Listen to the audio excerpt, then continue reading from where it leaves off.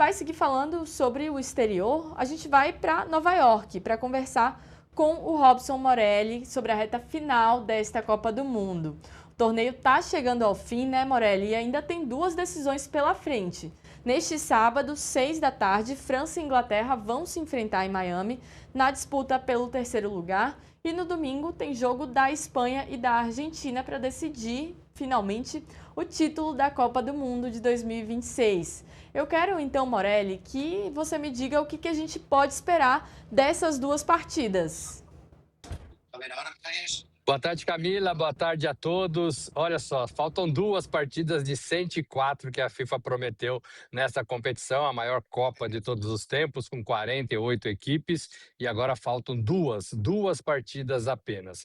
França e Inglaterra vão jogar em Miami, são 2 times que a gente aprendeu a gostar, que a gente viu a França, sobretudo, e a gente ficou encantado a maior parte da competição, e a Inglaterra a gente também viu muita força no seu poder ofensivo, nos seus jogadores, Harry Kane, no Bellingham. Então, são 2 seleções que poderiam estar muito facilmente, Camila, disputando a final da Copa do Mundo. Não estão, porque há outras 2 melhores do que elas, né? Então, neste domingo, tem a grande final da Copa do Mundo entre a Argentina, que a gente conhece bem, um país vizinho, um país sul-americano, rivalidade imensa com a seleção brasileira, e do outro lado a Espanha, que também foi crescendo na Copa do Mundo, que também tem um jogador que se destaca, Lamine Yamal. A Argentina tem o Messi em estado de graça, a gente viu o que ele fez, a gente está batendo palmas para esses 2 jogadores, mas são equipes que jogam, são equipes coletivas também. Então essa é um pouco a característica dessa final que a gente vai ver domingo no MetLife. Eu estou aqui atrás de vocês podem ver o rio Hudson. Do lado de lá é New Jersey, onde está o estádio da final da Copa do Mundo, onde está o MetLife, do lado de cá é Manhattan, Nova York. Então tem esse rio que separa. Eu estou num grande salão de convenções, onde vão acontecer daqui a pouco as entrevistas da Espanha e também da Argentina. A FIFA, Camila, fazia esse protocolo de entrevistas na véspera do jogo, na véspera da decisão, mas ela tem antecipado já na Copa do Catar, para que os times tenham o último dia de preparação, entre eles sem imprensa, sem entrevistas. Então eles fazem essas entrevistas hoje, sexta-feira, e tem todo o sábado para eles se prepararem, para eles se fecharem na concentração para o jogo que a gente vai acompanhar e para que a gente saiba quem realmente é o campeão do mundo, né? A Espanha ou a Argentina. E, Morelli, eu quero saber, é difícil a gente prever, né? Porque, enfim, essa Copa acaba surpreendendo, mas quem chega mais forte, de fato, para essa final? E, apesar disso, você acha que pode ter uma reviravolta aí nesse jogo? Porque o perfil dessas equipes é de que consegue causar uma reviravolta no final do jogo e mudar o resultado? A gente já viu a Argentina fazendo isso muitas vezes nessa Copa, né? E talvez um jogo-chave tenha sido aquele contra o Egito, que ela perdia por 2-0 e ela conseguiu essa virada, e a partir dali ela ganhou muita confiança e conseguiu chegar até a final da competição. Ela tem o Messi, que está em estado de graça, ela tem o Messi, que a gente não pode duvidar mais de nada do que ele possa fazer numa partida, numa decisão, e sobretudo em Copa do Mundo.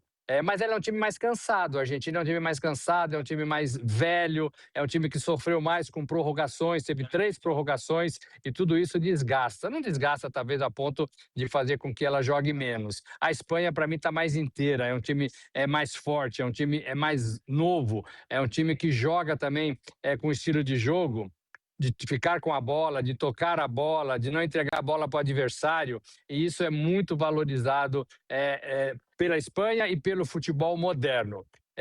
O Messi fez muito parte desse estilo de jogo que a Espanha joga hoje e com o qual ele vai se enfrentar no domingo, porque aquele tic-tac do Barcelona, que tocava a bola para todo lado, que cansava seus adversários, que não entregava a bola para o adversário. O Barcelona cansou de fazer isso quando o Messi vestia a camisa do Barcelona. E o Messi era um dos principais jogadores desse estilo de jogo. Ele cresceu lá na Espanha, ele foi para lá com 13, 14 anos. Então, de alguma forma, ele vai também enfrentar o país que o recebeu quando ele era pequeno, quando ele era um garoto ainda. Tá aí essa foto é uma coisa, né, A gente não entende direito como é que isso pode acontecer, como é que esses dois personagens dessa foto, o Messi, o maior, e o Lamine Yamal, o bebezinho, como é que eles poderiam se encontrar depois de 20 anos numa final de Copa do Mundo? Realmente é uma coisa assim de predestinação. Então aí os dois, é uma foto de um evento da Unicef, e agora eles são amigos, são colegas, se respeitam, mas domingo eles serão rivais, Camilo. Não, eu acho incrível, porque assim, era um calendário onde tinham outras pessoas, também outros atletas, né? Ele poderia ter aparecido com qualquer outro atleta, mas não, foi com o Messi e agora eles voltam a se enfrentar, né?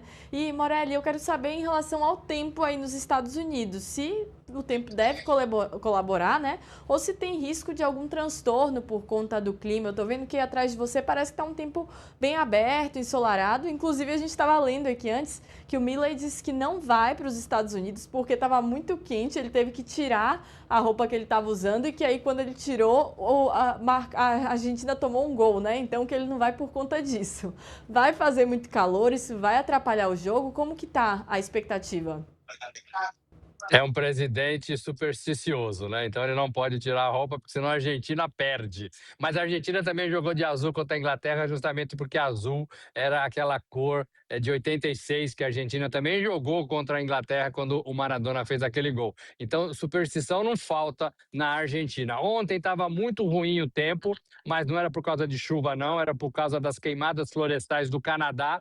A fumaça, o nevoeiro veio para Nova York, cobriu a cidade. Ontem a gente não conseguia enxergar dois prédios à frente, porque estava tudo escuro, estava tudo meio alaranjado, na verdade, uma névoa bastante forte.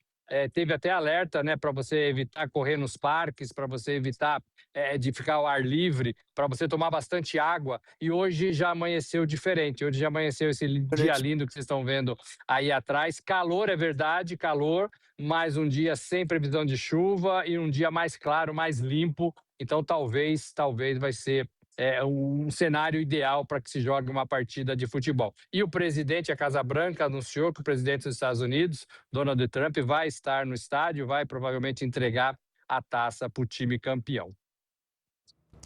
E, Morelli, a gente só quer saber de final, né? Todo mundo só quer saber da taça, para quem vai, mas para amanhã, essa expectativa do jogo de amanhã, França e Inglaterra, né? Quem você acha que vai sair aí vencedor? Qual o time que chega favorito?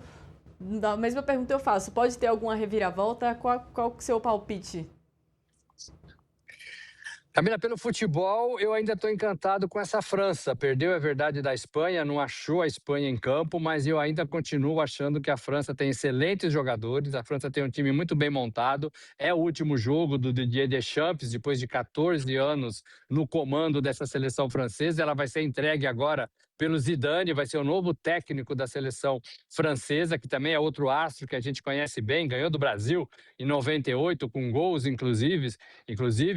Então eu ainda fico encantado, ainda aposto nessa França diante da Inglaterra. Agora, tem um fator emocional que pode contar muito, né? Porque você, quando perde a chance de ir para uma final, você se desconcentra, você baixa a guarda, você não quer nem jogar essa partida, na verdade. Eu lembro quando o Brasil perdeu para a Alemanha, né? Bom nem lembrar, né? 7-1 contra a Alemanha, depois o Brasil teve que fazer o jogo com a Holanda, o jogo de terceiro e quarto lugar.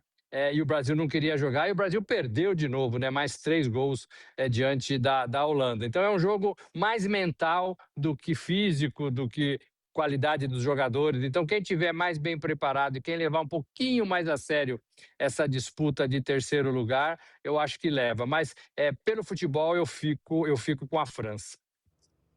Pois é, a gente vai acompanhar então por aqui. Para quem quiser saber todas as atualizações sobre esses jogos, bastidores também, fica de olho no nosso portal, portalmetrópolis.com, e também aqui no nosso canal do YouTube para saber aí o que está rolando nessas disputas pelo terceiro e também pela grande taça da Copa do Mundo, né? Obrigada, viu, Morelli? Obrigado, boa tarde a todos. Pois é.